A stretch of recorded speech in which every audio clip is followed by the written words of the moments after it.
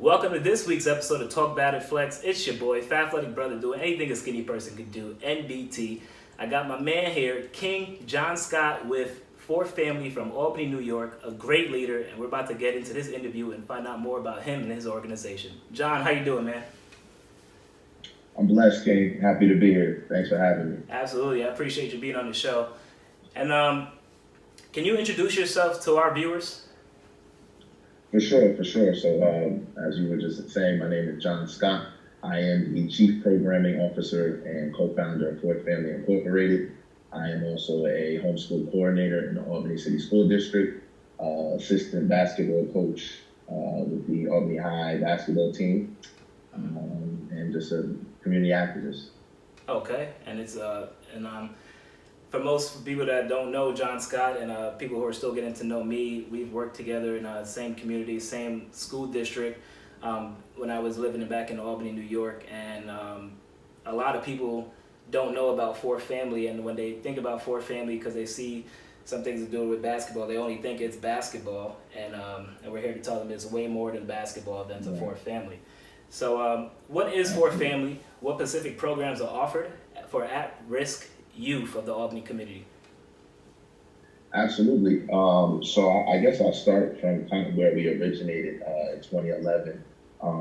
A high school, actually middle school classmate of mine, Joaquin Hope, who's an Albany High School graduate and also a Morehouse graduate, we both kind of came back to the area around the same time and noticed there was a lot of resources that had kind of restricted the community as far as the YMCA, Boys and Girls Club. A lot of things weren't just functioning the way they were when we were coming up. And we came up with an idea to kind of start, something just to give back and try to, do our part as people who had made it out and came back and seen, a world outside of the building. So from there, and, we started doing a few things, but in about, I would say, actually June 2011, we're actually approaching the 9-year anniversary of when we lost Eddie Stanley, who was actually a player of mine who I used to coach, who unfortunately got murdered at a house party. And that really propelled me to, go full-fledged with Fourth Family.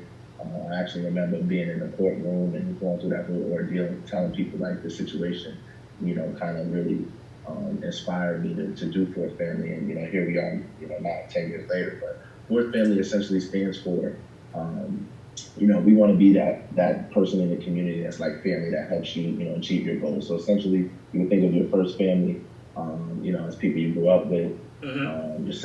Your second family, might be, people that cousins who maybe not living in a household, but they're just like family.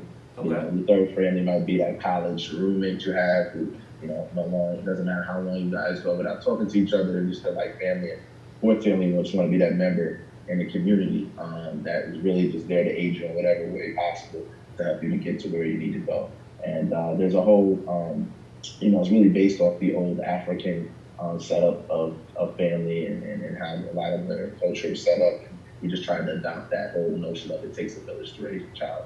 So that's kind of where the name itself stems from.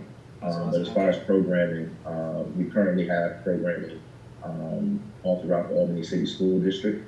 Okay. We're actually currently having a morning program at Giffen Elementary School downtown on Pearl Street, where we work with Tier 3 students. And for those who are not familiar with educational terminology, your Tier 1 and Tier 2 and Tier 3 students, that's how you kind of rate behaviors and kids who have different social emotional stress or disorders. So your Tier 3 are your really hard to reach kids, your kids who are really experienced the highest level of trauma.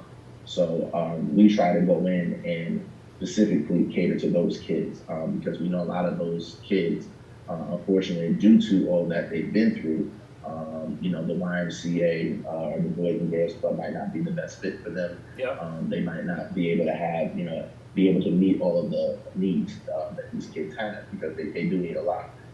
So that's where Fourth Family steps in. So at Giffen, the way our setup is, we come in there, prepare them for their day, try to see, talk about how the homework was, just try to get their minds focused on school. As you and I both know from working in education, a lot of times it's hard to shift gears when you're coming from an environment that It's crazy, to be quite honest. So Absolutely, yeah. That's kind of really what our focus is at Giffen in the morning. It's not even a real academic focus too much. It's more so just preparing them for the day. We'll walk them to the class, give them some encouragement. If they all achieve, the points that they have to in the classroom, we'll go across the street on Fridays and, buy them breakfast from the South Girl Diner, or, have different guest speakers come in, or pick them up on the weekends. Just anything to really get an incentive. All of these kids are, we have some kids whose fathers were recently murdered, incarcerated. Pretty much all of our kids have their own story, and that's why they be in our program. When you want to bring back up talent at Phillips Scholar Achievement Academy, we have an after-school program that serves about 50 students Monday through Friday for 3 hours a week. And that program there actually does have a much more academic focus because we have them. So we keep the love in the community.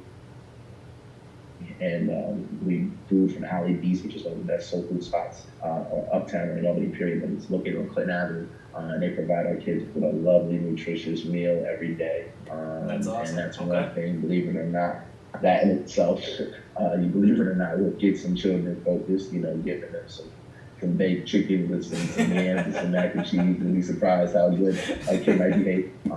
But we also look very, very close with RPI, Union College, Albany, pretty much all of the local higher education institutions who help supply volunteers who come in. And, our focus is STEM. We really take math and science, show children in the inner city how they can use that to make them better athletes. One reason we go that route is because I know as a former student athlete who struggled with math, but I was had someone presented math and science to me in a form of where, hey, John, you can use this and become a better basketball player. I would have been much more engaged. And, there's a certain level of intrinsic motivation that I try to give these kids to where even once I'm telling them what it is and giving them a lesson, I want them to go on their own and discover it on their own. Because if I'm giving you a tool on a platform where I'm telling you, hey, this is something you can change your life with, get out the hood with, take care of your mom, it's much more effective than, talking about, equations and fractions and decimals. So, it's just something that kids, really gravitate to. So, we have at that program. We're going to be expanding, hopefully, God willing, to have an after-school program in Giffen and a money program at Schuyler as well soon one day. So we're doing that. We're also working very closely with KIP, which is going to be the first charter school that we have programming in. Unfortunately, due to the spread of this recent pandemic, those kind of moves have been put on hold. However, as soon as things open back up, we will be working closely and have programming with KIP as well. But as far as our day-to-day programming, those are the schools that we're currently working in locally.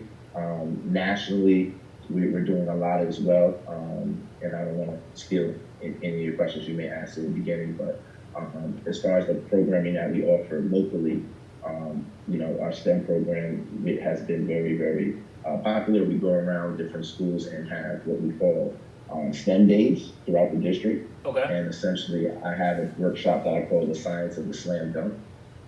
And we basically bring in local guys who do pool dunks, and kids basically, based off of the equipment that we built with our STEM program, there's a force plate that can kind of calculate the force that you generate when you go to take off. And based off those calculations, students make, guesses and hypotheses about who they think is going to do the best dunk. And that is just one quick example of how we are tricking them into doing math and science. And before you know it, we have them doing heating maps. We have them, calculating different angles. We have them doing a whole lot of things that they're normally in the classroom, a lot of them not comfortable doing. So it's a win-win, because on one side, they're learning how they can become a better athlete, how they can get another edge over the next person on the court or the field. But in addition to that, they're also getting that academic piece, to where those guys and gals who maybe aren't good enough to get an athletic scholarship can still achieve that academic scholarship, because one thing that we push all the time is, you don't have to just play for the team, you can own the team. But that's pretty much in a nutshell, just on a local level, what we have going on from the programming side. And that's awesome. And I wanted to say, what you guys are doing back home is amazing, because these kids need it, these kids appreciate it, and these kids, they definitely, they're gonna learn how to give back like you guys are, and it's a great role model. You guys are doing a wonderful job. And I remember when Hulk, and shout out to Hulk, man, great guy.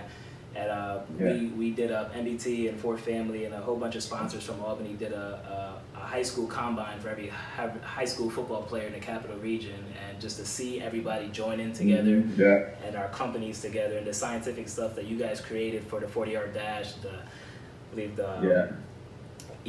I forget what it was called, jumping off that bean, and it was seeing them so activated, and it was just amazing. And I'll never forget that event, man. I actually have that picture framed on my wall, and it was amazing, because that big photo at the end of the day that we took with the Fort Family sign and the MBT, man, I'll never forget that. And I appreciate you guys for doing what you're doing. Thank you. What and whose success story has been the most memorable through your programming? So there's a few of them. One thing that I credit myself on being a good coach and a good leader is putting people in position.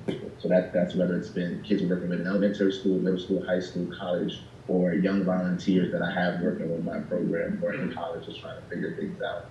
So when we talk about, what I'm most proud of, I kind of almost have to start with the word, in the trenches with the kids. Obviously, Joaquin, even though he's my co-founder, I'm always proud of seeing how that brother strives. That kind of goes without saying. But Dr. Drazen, was the leader of our STEM program, the director of our STEM program.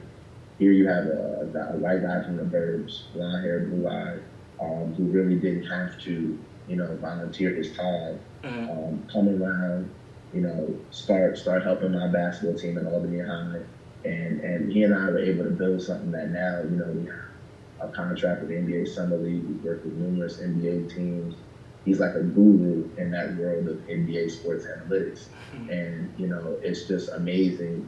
He's been teaching at Lincoln University, which is an HBCU. There's just so many incredible things that he's been able to accomplish, and I'm just extremely proud of that. But as far as the kids we've worked with, I probably have to start with a kid like Amir Wright, who's from Clinton Avenue, born and raised. Like myself, he had a unique opportunity because he was good on the court and in the classroom to go to Albany Academy, graduate from there and to University of Washington, where he's currently playing. Great student, and really just a great role model. What he's been doing with me off the basketball court, encouraging the next generation, has been really what I've been most proud of. So, really just seeing, and there's so many instances I can say that, just really seeing where, as the kind of OG in the situation, different seeds you plant in the next generation, them now going on and paying that forward. Look at Andre Jackson, who's now one of the top players in high school, who just graduated from Albany Academy, who was under Amir. He was just marching the other day. You just see where I can remember when I was at Albany Academy, I was a black kid in my grade, and the principal at the time, and she brought me in to graduate. It was like, thank you for doing what you're doing, because you did so well, you're going to be able to let more black kids in. And those are the type of stuff that I'm more proud of than the basketball accolades. It was about leaving that legacy. So when you ask me what I'm most proud of, man, it's really just all of the people that, I've come across in this journey who have been able to overcome adversity and, accomplish their dreams, man. There's no personal accolade that really overshadows that. That's awesome. And shout out to Wright. I've seen a couple games. He's doing his thing at Washington, man. That's great. Shout out to him. He's doing an amazing job. We're going to take a short break. We're going to check out some highlights from Fort Family and what they're about, and we're going to be right back with John Scott on Talk Back and Flex.